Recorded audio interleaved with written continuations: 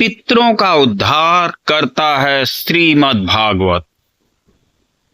श्रीमद् भागवत करने से पितरों का उद्धार हो जाता है। भागवत पुराण करवाने वाले अपना उद्धार तो करते ही हैं, अपितु अपने 7 पीढ़ियों का उद्धार कर देते हैं। पापी से पापी व्यक्ति भी यदि सच्चे मन से श्रीमद् भागवत कथा सुन ले तो उसके भी समस्त पाप दूर हो जाते हैं।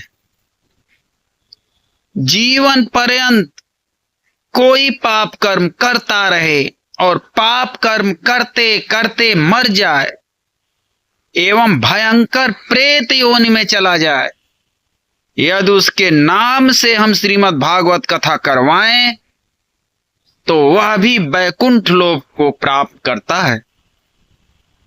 इसके पीछे एक अद्भुत एवं विचित्र कथा है जो आप लोगों को सुनाने का प्रयास कर रहे हैं।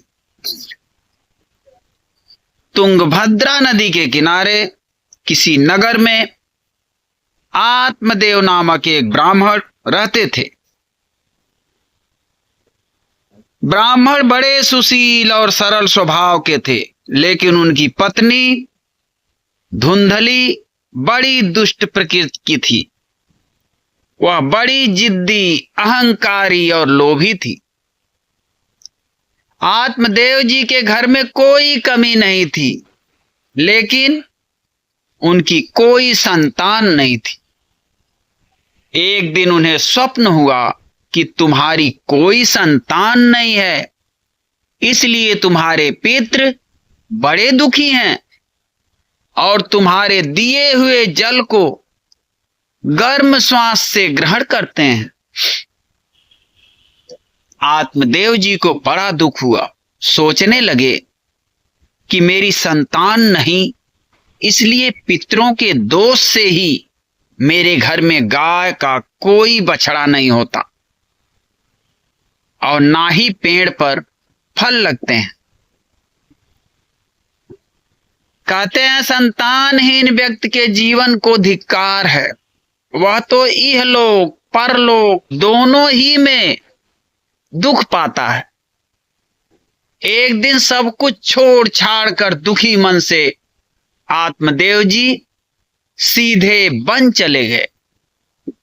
2-3 दिन तक वन में विलाप करने के पश्चात एक दिन उन्हें वहां एक महात्मा के दर्शन हुए और अपने दुख का कारण बताया। महात्मा ने आत्मदेव जी को एक फल दिया और कहा कि इस फल को अपनी पत्नी को खिला देना, इससे उसको पुत्र हो जाएगा। आत्मदेव जी घर आए और अपनी पत्नी धुंधली को वह फल दे दिया। धुंधली ने सोचा कि ये पता नहीं किस बाबा से उठा लाए हैं, फल खा के कुछ हो गया तो चलो, संतान हो भी जाए तो उसे पालने में कितना कष्ट उठाना पड़ता है, और मैं गर्भवती हो गई तो मेरा रूप सौंदर्य ही बिगड़ जाएगा। ऐसा सोचकर उसने वह फल घर में बंधी बंध्या गाय को खिला दिया और आत्मदेव जी से कहकर 6-7 महीने के लिए अपनी बहन के घर चली गई।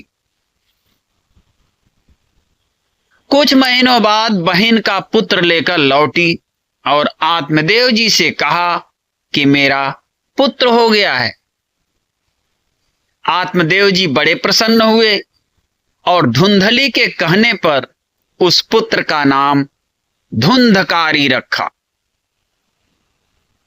इधर धुंधली ने जो फल अपनी बंध्या गाय को खिलाया था, उस गाय ने भी एक सुंदर से बालक को जन्म दिया, जिसका पूरा शरीर मनुष्य की तरह और गाय की तरह उसके कान थे। इसलिए आत्मदेव जी ने उसका नाम गौकर्ण रखा। धीरे धीरे दोनों बालक बड़े होने लगे तो गोकर्ण पढ़ लिख कर विद्वान और ज्ञानी बना। लेकिन धुंधकारी बड़ा दुष्ट पैदा हुआ। इसीलिए कहते हैं कि गोकर्ण पंडितो ज्ञानी धुंधकारी महाखलह। गोकर्ण पढ़ने को बनारस चला गया और धुंधकारी गांव में ही बच्चों को पीटता, वृद्धों को परेशान करता, चोरी करता, धीरे धीरे डाका डालने लगा और बहुत बड़ा डाकू बन गया। मांस मदिरा का सेवन करता हुआ धुंधकारी रोज मध्यरात में घर आता। आत्मदेव जी को बड़ा दुख हुआ, पुत्र को बहुत समझाया लेकिन पुत्र नहीं माना।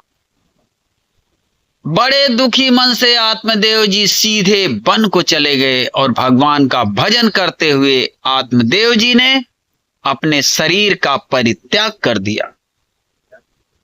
अब घर में मां रहती तो मां को भी धुंधकारी परेशान करने लगा, यहां तक कि मां को पीटने लगा। एक दिन धुंधली ने भी डर कर अर्धरात्रि में कुएं में कूदकर आत्महत्या कर ली। अब तो धुंधकारी घर में 5 वेश्याओं के साथ में रहने लगा। एक दिन धन के लोभ में उन वेश्याओं ने धुंधकारी को मदिरा पिलाकर जलती हुई लकड़ी से जलाकर मार डाला और धुंधकारी को वहीं दफनाकर उसका सारा धन लेकर भाग गई। धुंधकारी जीवन भर पाप कर्म करता रहा और मरने के बाद भयंकर प्रेत योनि में चला गया। एक दिन गोकर्ण जी तीर्थ यात्रा से लौटे तो जाना कि धुंधकारी प्रेत योनि में भटक रहा है। तब गोकर्ण ने अपने भाई के निमित्त श्रीमद् भागवत की कथा करवाई। 7 दिनों तक कथा सुनने के पश्चात धुंधकारी प्रेत योनि से विमुक्त होकर दिव्य स्वरूप धारण कर भगवान विष्णु के लोक को पहुंच गए। इसलिए पितरों के निमित्त श्रीमद् भागवत कथा करवाने से पितरों को मुक्ति मिल जाती है। श्रीमद् भागवत कथा सुनने का बहुत बड़ा फल है। मानव जीवन सबसे उत्तम और अत्यंत दुर्लभ है। श्री गोविंद की विशेष कृपा से हम मानव योनि में आए हैं। भगवान के भजन करने के लिए ही हमें यह जीवन मिला है और श्रीमद् भागवत कथा सुनने से या करने से हम अपना मानव जीवन में जन्म लेना सार्थक बना लेते हैं। श्रीमद् भागवत कथा सुनने के अनंत फल हैं। श्रीमद् भागवत कथा सुनने से मनुष्य को आत्मज्ञान होता है। भगवान की दिव्य लीलाओं को सुनकर मनुष्य अपने ऊपर परमात्मा की विशेष अनुकंपा का अनुभव करता है। श्रीमद् भागवत कथा करने से मनुष्य अपने सुंदर भाग्य का निर्माण शुरू कर देता है। वह इहलोक में सभी प्रकार के भोगों को भोग कर परलोक में भी श्रेष्ठता को प्राप्त करता है। श्रीमद् भागवत कथा मनुष्य को जीना सिखाती है तथा मनुष्य के भय से तथा मृत्यु के भय से दूर करती है एवं पितृ दोषों को शांत करती है। जिस व्यक्ति ने जीवन में कोई सत्कर्म न किया हो, सदैव दुराचार में लिप्त रहा हो, क्रोध रूपी अग्नि में जो हमेशा जलता रहा हो, जो व्यभिचारी हो, पर स्त्री गामी हो गया हो, यदि वह व्यक्ति भी श्रीमद् भागवत कथा करवाए तो वह भी पापों से मुक्त हो जाता है।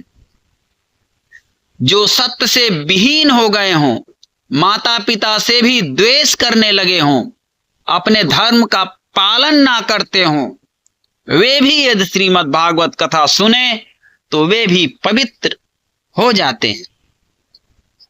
मन, वाणी, बुद्धि से किया गया कोई भी पाप कर्म, चोरी करना, छह करना, दूसरों के धन से अपनी आजीविका चलाना, ब्रह्म हत्या करने वाला भी यदि सच्चे मन से श्रीमद् भागवत कथा सुन ले तो उसका भी जीवन पवित्र हो जाता है।